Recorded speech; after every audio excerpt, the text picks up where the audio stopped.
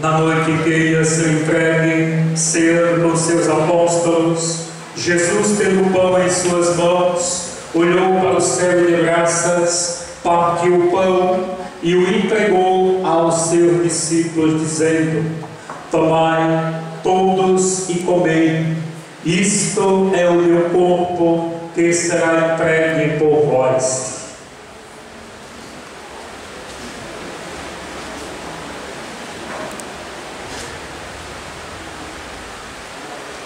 Do mesmo modo, no fim da ceia, tomou o cálice em suas mãos, deu graças novamente e o deu aos seus discípulos, dizendo: tomai todos e bebei, este é o cálice do meu sangue, o sangue da nova e eterna aliança, que será derramado por vós e por todos para a remissão dos pecados.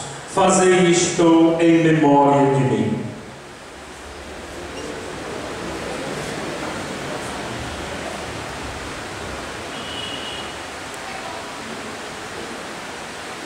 Tudo isto é mistério da fé.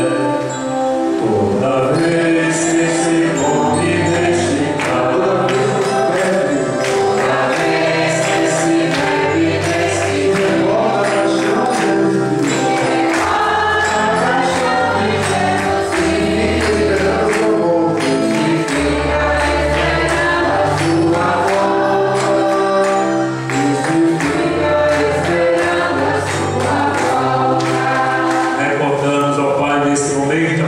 Jesus nosso Senhor, sua ressurreição e ascensão, nós queremos a vós oferecer este pão que alimenta e que dá vida, este vinho que nos salve e dá coragem. Recebei, ó Senhor, a nossa oferta.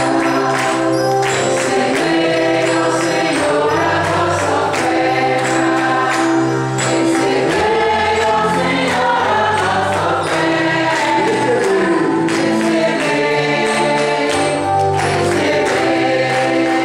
Quando recebemos pão e vinho, o corpo e sangue dele oferecidos, o Espírito nos une no só corpo, para sermos um só povo em seu amor. O Espírito nos une no só corpo. O Espírito nos une no só corpo.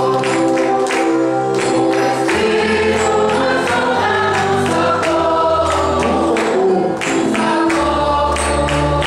no só corpo. Protegei vossa igreja que caminha pelas estradas do mundo